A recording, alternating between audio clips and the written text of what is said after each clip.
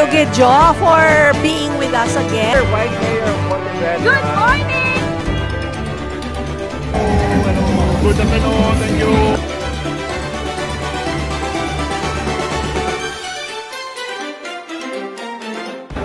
Hellboy! Fire! Vlogger! That's right!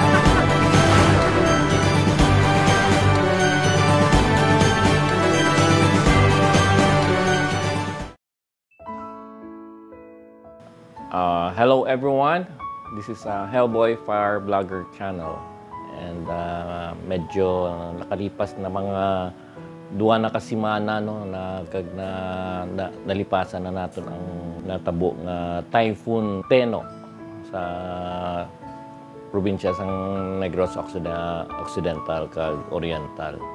Kaya pasalamat kita sa bulig no hatag relief goods sa aton nga na biktima sang Typhoon Teno. So far go sa kung makita mo sa Facebook, damo naman ang nagapanghatag.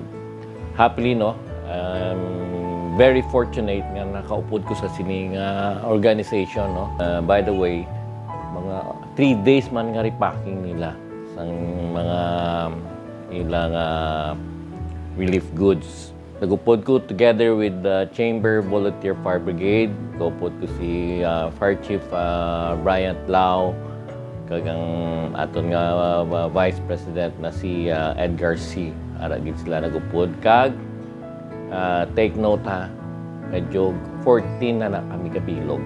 So, kung mo go kulang kami sa manpower sa pag-travel, kag pagbulig sang pangakwat sang mga dala namon.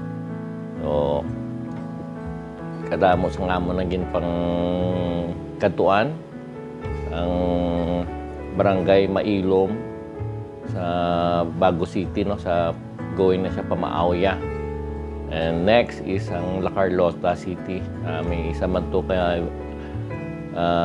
gym dagdagan man namon sang relief goods. And the last is nagpasakat naman kami babaw Oriental sa Canlaon City. Dito ko nakita ang sa Dalano no, ang sitwasyon nga hindi mo na ma-imagine sa kaugalingon mo kung mabuhi ka pa kung hindi sang kadlagpo sang bato kag sang kahoy na makita mo sa kilid. Although na pang na sang backhoe or sang bulldozer no, nabutang na sa higad, pero kung imagine mo kung sang atong time nga alas 8:30 gili nagsugot tong ilang kuan nga pagkusog sang hangin kag sang tubig nga naglapaw sa Taytay, nagdiretso sa Dalanon sa proper mismo sang Canlaon City. Makita nyo man sa video, di ba? Maano nyo man. Dito ko makuan nga matanaw mo, ara ko sa sulod sa salakyan, ka sakit ang dugahan kung magtanaw. Ay, siguro ako na diguro ba hindi na ako kapaminsar kung anong imuon ko. Pero pasalamat lang kita, no?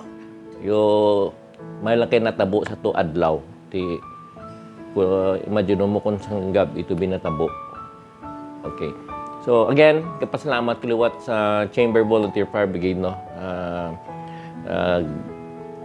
Aton tanaw no, kakaupod ko sila sa panagtag sang relief goods upod sa aton nga mga makaluluoy naton nga mga utod dito sa Canlaon City. Again, halong lang taliwat, and God bless us all.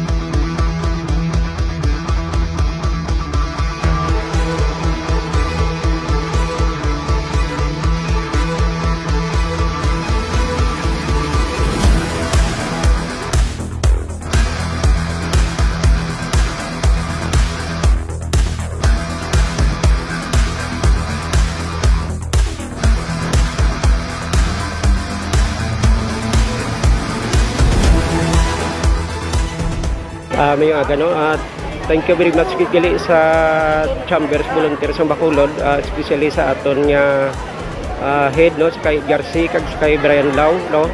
Kag sa iya mga staff, salamat gid sa pagpili nyo man diri sa Barangay Mailom sa paghatag sa mga food pack kag distilled water.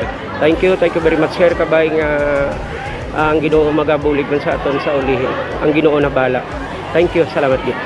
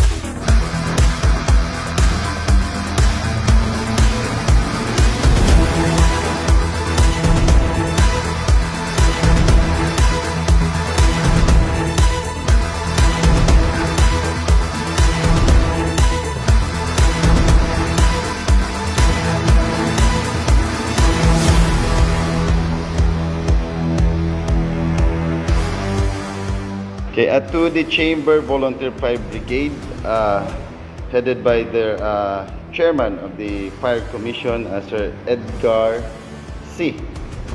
The people of Canlaon would really want to say thank you for your effort, for the compassionate heart that chooses the people of Canlaon to be the recipient of the relief goods assistance.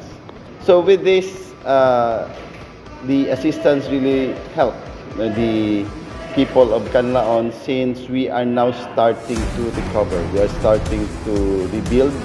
We are starting to recover the livelihood program, and we are starting to have the economic circulations that we used to have. And it is very important that the people have their own foods so that they can work. We all know that Canlaon City is an agricultural city. So with the 2,000 food packs relief assistance given by the Filipino-Chinese Chamber of Commerce, this will cater the two barangays, namely Barangay Linothangan and Barangay Binalbagan. Starting today, we are going to distribute this relief goods assistance to every family No, I am so much thankful that every family will receive food and assistance, no, coming from the Chamber of Commerce. So dako gid ni nga bulig nga makahatag, no, sa mga tawo because they can work in the farm, they can find extra jobs. It's because they are assured that they have this food that will last for, I think, 3 to 4 days. No? So, on behalf of the people of Canlaon, madamo gid nga salamat, no, sa Filipino Chamber of Commerce Bacolod City, spearheaded by its chairman, Sir Ed Garcia. So, thank you so much.